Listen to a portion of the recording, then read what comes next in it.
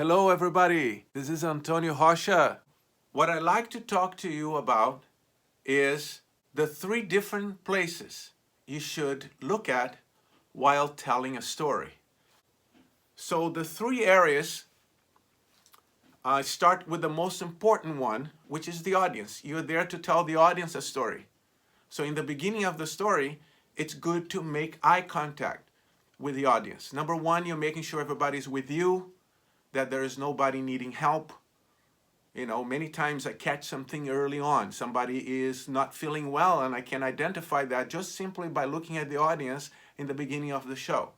And make sure everybody's there. Nobody's on their phone, even though they've been told to turn the phone off. So the first area of connection is eyes to the audience. Hi, my name is Antonio. It's a pleasure to be here with you today.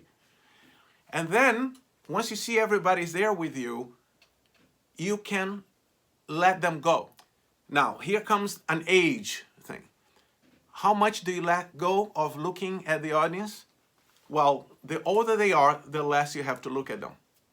When the audience is older, I like to look at them to stress something, to make sure they're with me there. If it's a dramatic moment, and she left the king for the very first time in their lives, she had to go. The king, he was very sad about it. And you see, I look back down at the audience to stress the sadness of, and that's when it's a good time to look at the audience and make sure everybody's there with you emotionally. The second place I like to look is behind the audience.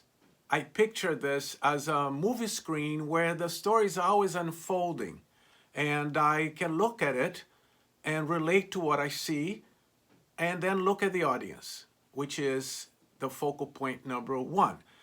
So number two, behind the audience. You can look there for special things happening in the story. Sunsets, people arriving, people leaving, anything that is poignant. Look behind the audience. He opens up, includes the whole audience, and everybody feels included and they're with you, okay? So right now, I'm pretending to be looking over there, somewhere in the back of the audience. The king left with his army and went to war. Where the eyes go, the audience's imagination goes. If I look up, they're already picturing something higher, above me. There's a beautiful bird flying one day. You see, he goes with the image. So even if you are a person who loves to make eye contact a lot with your audience, I would suggest you open up and look away to the back every once in a while for those larger than life moments, okay? The third place that I like to look at is when that screen that the story is unfolding, that's placed behind the audience, when the story is on stage with you, when that screen comes forward to the stage with you, which is when the storyteller is in the story playing another character. So now, you as the storyteller, you're no longer on stage narrating the story to the audience. You're not looking at the story behind the audience. You're actually pretending to be in Once Upon a Time. You are in the story itself, playing a character. Fully playing a character, not halfway. What is halfway? Halfway is when you're narrating and you have some mannerisms and tone of voice as the character, but you're still narrating the story with that tone of voice. So that's half and half. Now, when you're fully the character, when speaking in first person as the character, then I suggest you don't look at the audience. Why? Because you are not in that realm anymore. You're not there physically. You are pretending to be in the story, which happened a long time ago. Okay? So I like to be very specific here, and these details help chisel the sculpture we call storytelling. So if I am playing myself a long time ago talking to my parents, let's say I'm talking to my mother, so I would look, if I am a a little kid, then I'll look up. It depends on the ages. If I'm a 10-year-old, I'm looking up at my mom when I'm talking to her. If I am a 16-year-old, I'm looking down because I grew really fast. So when I was 16, I was way taller than mom.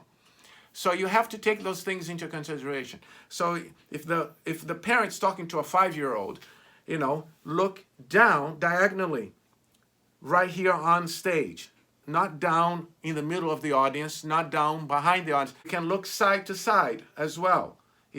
There's no reason to walk over to where the other character is standing. If the characters are facing one another, simply look up and look down. Okay? Look up if you're shorter than the character you're talking to. Look down if you're taller. All right?